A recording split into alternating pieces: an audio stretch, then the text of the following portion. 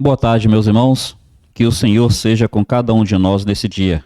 Graça e misericórdia do Pai seja sobre o seu povo. Quero agradecer a atenção dos irmãos e quero convidá-los a termos uma palavra de oração.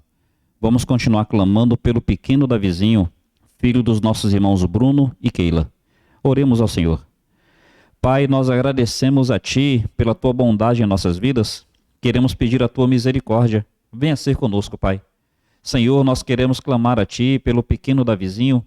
Senhor, ministra cura essa criança, Pai. Agrada-te de fazer dela o testemunho vivo do Teu agir bondoso sobre cada um de nós. Senhor, Tua bondade é em todas as situações, mas nós pedimos para que o Senhor se agrade em manifestar dessa forma, Pai. Consola o coração de Bruno, de Keila, dos pais, Batista, Gilma, Inocêncio, Cristina, de cada um dos familiares, de Raquel, do pequeno Natan. Sustenta o Teu povo. Seja com o nosso tempo de estudo aqui agora, vem falar com os nossos corações. Em nome de Cristo eu te peço a Deus. Amém, Senhor. Amém. Meus irmãos, eu quero falar aqui hoje sobre curiosidades do Natal, ou curiosidades sobre o Natal. Então, tem algumas coisas que estão na Bíblia, tem algumas coisas que estão na tradição. E às vezes a tradição é tão forte que a gente pensa que está na Bíblia. E outras coisas, às vezes, não estão na Bíblia, a tradição traz, e tem pessoas que acham que em si é errado, que não é errado, só queria trazer curiosidades. E depois das curiosidades, o que é principal pensarmos sobre o Natal. Então, pensando curiosidades rápidas. A primeira, os 3 reis magos.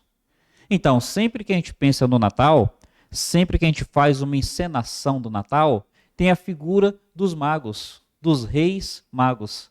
E sempre é apresentado como se fossem 3. Mas, meus irmãos, a Bíblia não fala que são 3. Quer dizer, a gente apresenta como 3, a tradição diz até o nome dos 3. A tradição diz que é Gaspar, Baltazar e Belchior.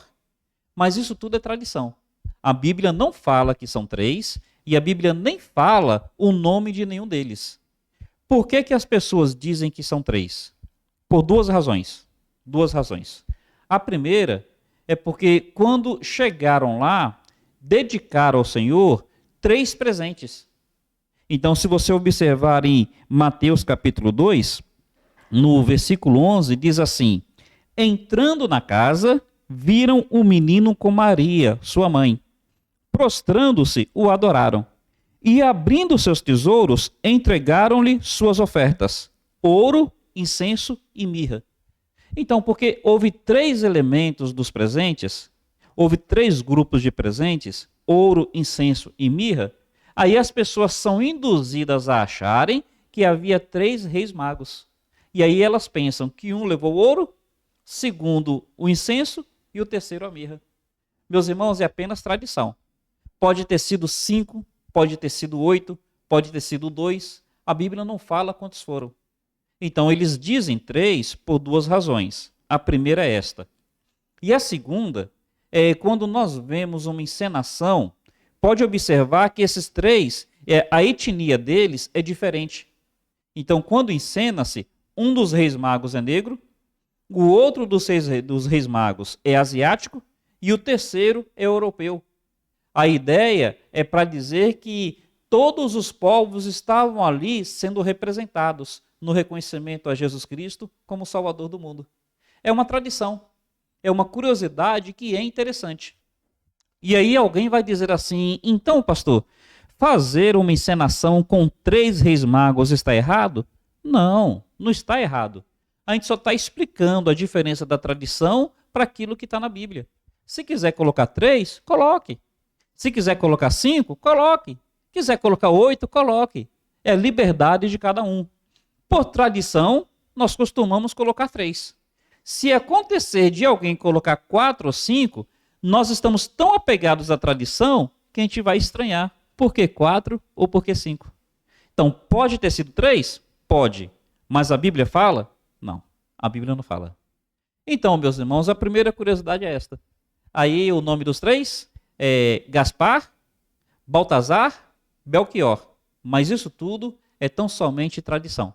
Na Bíblia só fala dos reis magos. Quem eram esses reis magos? Olha, tudo indica que eles eram persas. Então, Daniel, quando foi levado cativo para a Babilônia, Daniel ele foi um referencial das Escrituras. Daniel escreveu o Apocalipse do Velho Testamento, que é o livro de Daniel. Então ele falava muito das profecias, ele falava até da vinda do Messias. E ele calculou, ele profetizou até o ano que o Messias entraria no templo. Então, possivelmente, do Império Babilônico, veio então o Império Medo-Persa, onde Daniel também exerceu grande influência. Aí, provavelmente, esses estudiosos daquela região da Pérsia. Hoje, quando a gente fala mago, a gente está associando a superstição. Quando fala astrologia, a gente está associando a superstição. Só que naquela época, o astrólogo é o que hoje nós chamaríamos de astrônomo. O astrólogo naquela época é o que hoje nós chamaríamos de astrônomo. Alguns usavam disso para adorar os astros, mas nem todos usavam disso para adorar os astros. Esses pelo menos, nós vemos que eles tinham temor pelo Criador dos astros, pelo Deus Todo-Poderoso. Possivelmente esses magos eram persas. Podemos afirmar categoricamente? Não. Mas, estudando, nós somos levados a pensar que eles eram persas. Essa curiosidade talvez seja interessante, talvez não seja, é só para te enriquecer. Uma outra curiosidade. Observe que no versículo 11 diz assim, entrando na casa. Veja, no relato de Lucas, Jesus estava no estábulo. Então, no relato de Lucas, houve um recenseamento naquela época. Nesse recenseamento, José e Maria saem da cidade deles e vão até Belém, porque a família deles era de Belém. Eles tinham que fazer o seu recenseamento lá. E foi justamente na época que Maria estava para ter bebê, porque a profecia deveria se cumprir. E a profecia dizia que o Messias viria da cidade de Belém. Então Deus, que coordena todos os acontecimentos da história, Deus fez com que naquela época houvesse o recenseamento em Belém. Então, José e Maria chegando em Belém, porque havia o recenseamento, a cidade estava cheia. Aquela aldeia tinha muitos visitantes. Não tinha lugar para eles em nenhum lugar. Então, eles conseguem um estábulo e naquele estábulo nasce um menino. Aqui já está dizendo que não era no estábulo, aqui em Mateus. Aqui fala que é numa casa. E porque Herodes, ele vai perguntar mais ou menos quando viu a estrela, e ele vai mandar matar as crianças de 2 anos para baixo, então tem pessoas que dizem que nesse período aqui já não foi o nascimento de Jesus. Que nesse período Jesus já deveria ter 1 ano e pouco. Não estava mais no estábulo, estava numa casa. Meus irmãos, é uma curiosidade. Então veja bem, nós podemos afirmar categoricamente? Não. Nenhum e nem outro.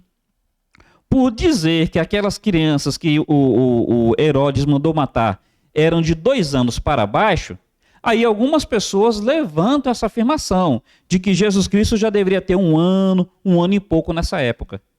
E porque o relato aqui fala que está numa casa, não no estábulo, aí as pessoas mais e mais fortalecem esse pensamento. Quando nós fazemos uma encenação, na encenação, os magos estão no estábulo, os magos não estão numa casa. Isso é um problema? Não é. Eu, particularmente, o que eu creio? O que eu penso?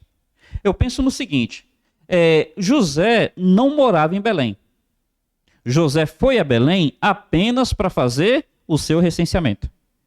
Se José não morava em Belém, o que José ia ficar 2 anos fazendo em Belém? Já que já fez o recenseamento, já que o bebê já nasceu, o que ele tinha para fazer ele já fez, para que ele ia ficar em Belém até completar 2 anos? Ia ficar ali fazendo o quê? Então, eu particularmente, eu creio que os magos estiveram ali quando Jesus ainda era recém-nascido. Foi no estábulo? Não sei.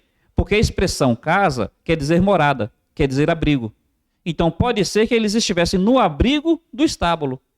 Ou pode ser que depois que Maria teve bebê, eles conseguiram um lugar em alguma casa.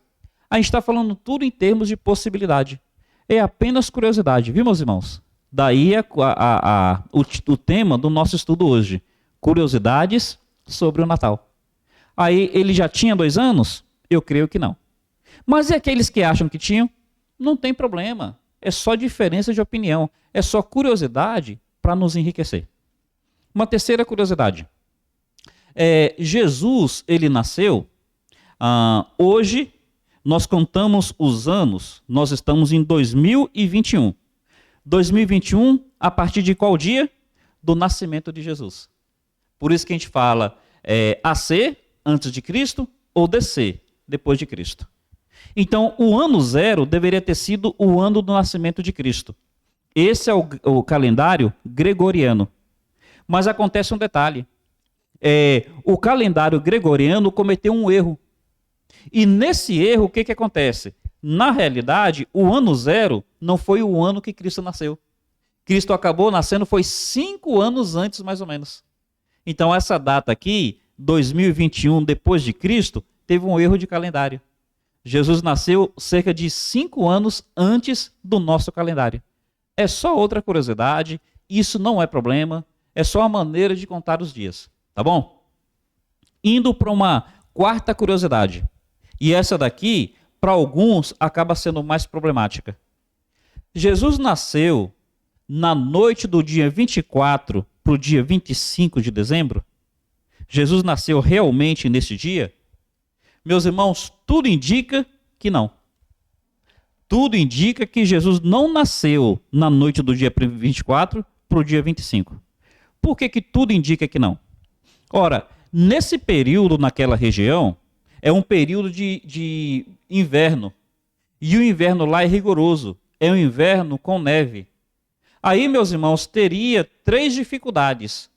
A primeira dificuldade é para José se deslocar da cidade dele com Maria para Belém no período de inverno. Inclusive, quem mandou fazer o recenseamento, o governador, ele é claro, ele deveria ser uma pessoa sábia. Ele não mandaria fazer um recenseamento numa época que seria difícil para as pessoas viajarem, seria difícil para as pessoas se deslocarem. Então, tudo indica que não foi no dia 24 para 25, porque ali é um período de inverno rigoroso. Não daria para José e Maria fazer aquela viagem nessa época. Não daria para eles ficarem no estábulo nessa noite. Muito frio. Não dava. A criança morreria de hipotermia. Não estou duvidando do poder de Deus. Eu estou falando em termos lógicos. Estou falando em termos humanos. Tirando o poder de Deus, uma criança num estábulo no inverno morreria de hipotermia. Uma terceira razão. Os magos, eles se deslocaram. Eles fizeram uma longa viagem. Como é que eles fariam essa viagem no inverno? Então, tem essa terceira dificuldade. Para quem acha que quando os magos vieram Jesus era maior, talvez a dificuldade não os atinja. Mas uma quarta dificuldade. Se lembram que os anjos apareceram para os pastores que estavam cuidando das ovelhas naquela noite? Então, se fosse nessa data, por ser inverno, não daria para os pastores estarem nas pastagens. Não daria para os pastores estarem ali. Então, por essa série de dificuldades, tudo indica que Jesus não nasceu na noite de 24 para 25 de dezembro. E aí vem o grande problema. Ô pastor, já que é assim, por que as pessoas adotaram essa data? Eis aí o grande problema. Então, 24 para 25 de dezembro, tem aquilo que é chamado solstício de inverno. Então, nós temos 2 solstícios no ano.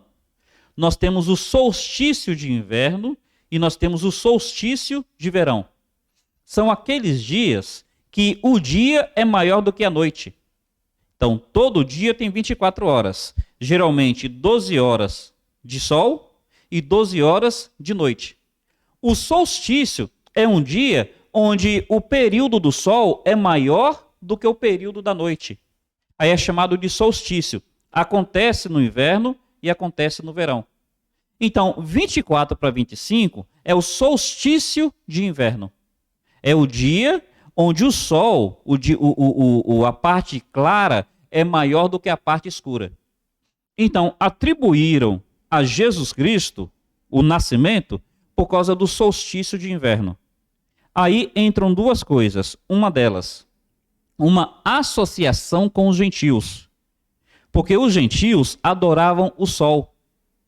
Então, o cristianismo fez uma associação de duas formas.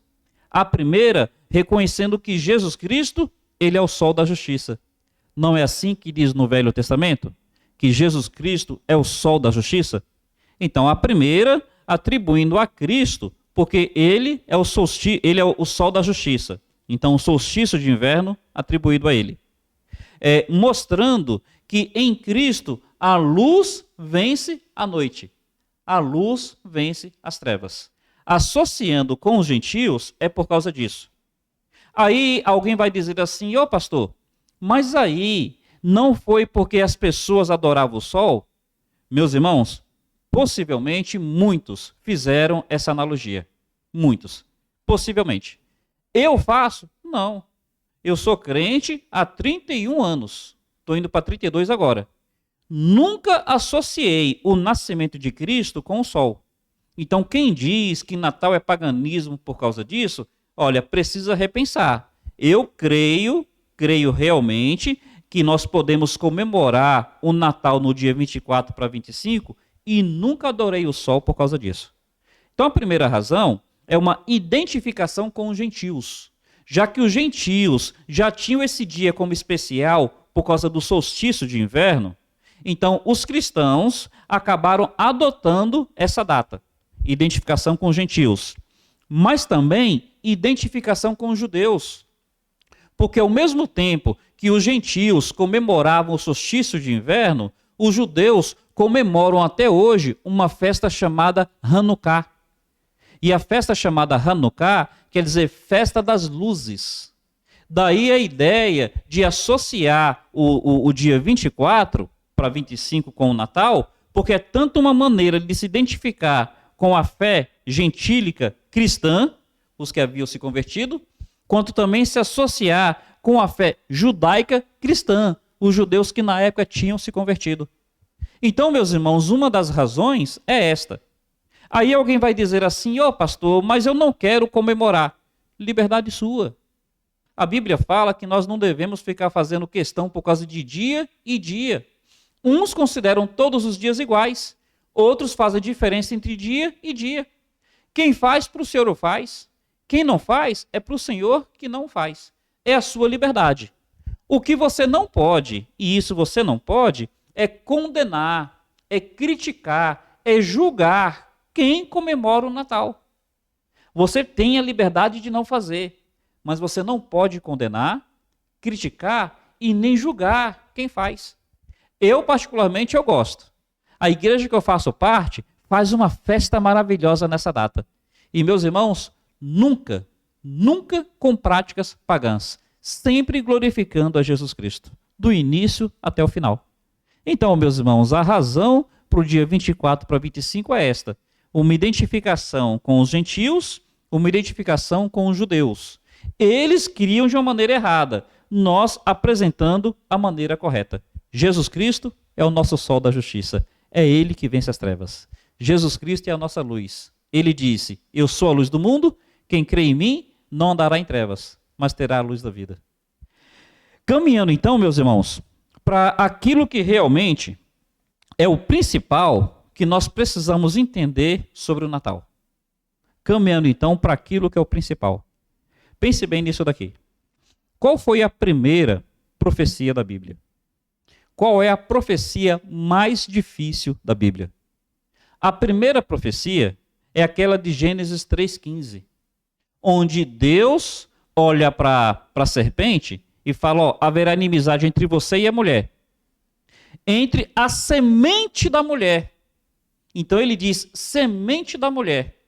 Meus irmãos, ele está dizendo que a semente da mulher pisaria a cabeça da serpente. Essa é a primeira profecia. E essa é a profecia mais difícil. Quando a gente fala difícil é em termos humanos, porque para Deus não existe nada difícil. Mas em termos humanos, Nós sabemos que mulher não tem semente. Semente vem da palavra sêmen. Mulher não tem sêmen. Mulher tem óvulo. Deus que criou a mulher. Deus não sabia que a mulher não tem semente? Claro que Deus sabia.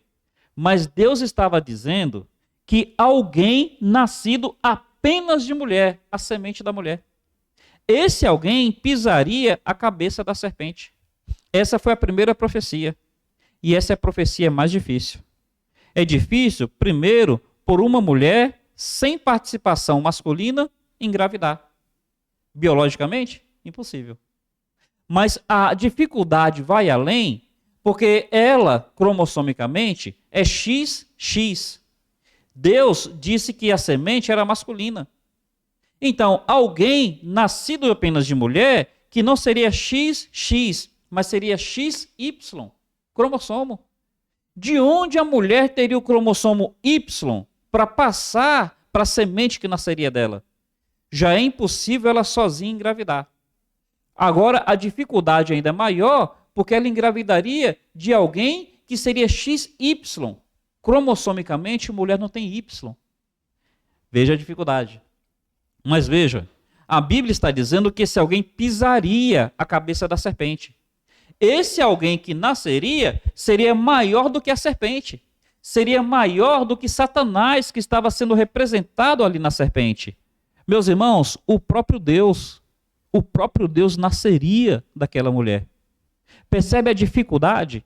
Essa é a profecia mais importante. Essa é a primeira profecia e a profecia mais difícil. O que a Bíblia vai dizer em Isaías 7, versículo 14? Eis que a virgem conceberá. Eis que a virgem conceberá. Este será o sinal. O sinal de que a virgem conceberia e que quem nasceria dela seria chamado de Emanuel, que quer dizer Deus conosco. Meus irmãos, olha, aqui não é apenas uma curiosidade. Aqui é a essência, é a coisa mais importante que a gente precisa saber do Natal.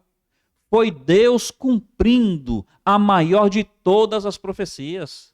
Nasceu alguém de uma virgem. Este alguém que nasceu, ele nasceu para derrotar Satanás. Este alguém que nasceu é a pessoa mais importante da terra e do universo, do tempo e do espaço. Meus irmãos, o próprio Deus se fez homem ali. Isaías 9, verso 6, diz assim: porque um menino nos nasceu, um filho se nos deu. Um menino, uma criança. E nessa criança, o que está dizendo? O principado está sobre os seus ombros. Naquela criança está o principado. Naquela criança está o governo.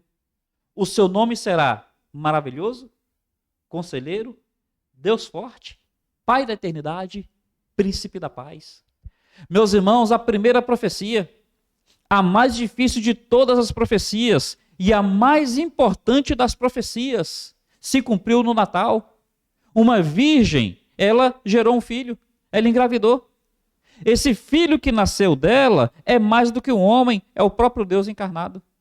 E esse filho que nasceu dela, foi ele que esmagou o poder da serpente. É por causa dele que o pecado não tem mais poder sobre aquele que crê.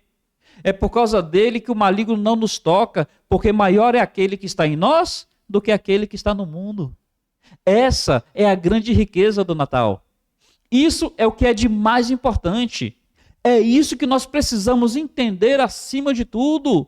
Deus se voltou a nós por meio de Jesus Cristo. Nele está o amor, nele está a graça, nele está a misericórdia, nele está a bondade, nele está o nosso perdão, nele está a nossa salvação, nele está a nossa certeza de vida eterna. Meus irmãos, isso é o mais importante a sabermos do Natal. Graças a Deus, porque o Natal de Jesus Cristo é real. Graças a Deus, porque o nascimento de Jesus Cristo hoje nos traz essa esperança, essa alegria, essa certeza de vida eterna.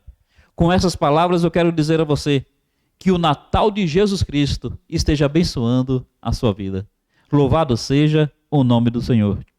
Muito obrigado pela atenção de todos. Quero terminar dizendo que durante a semana continuaremos com as nossas lives. E na noite de sábado teremos um belíssimo culto de Natal para glorificar a Jesus Cristo. Vocês que puderem, estejam conosco no próximo sábado, às 19h30. Um carinhoso abraço, Deus os abençoe. Até mais.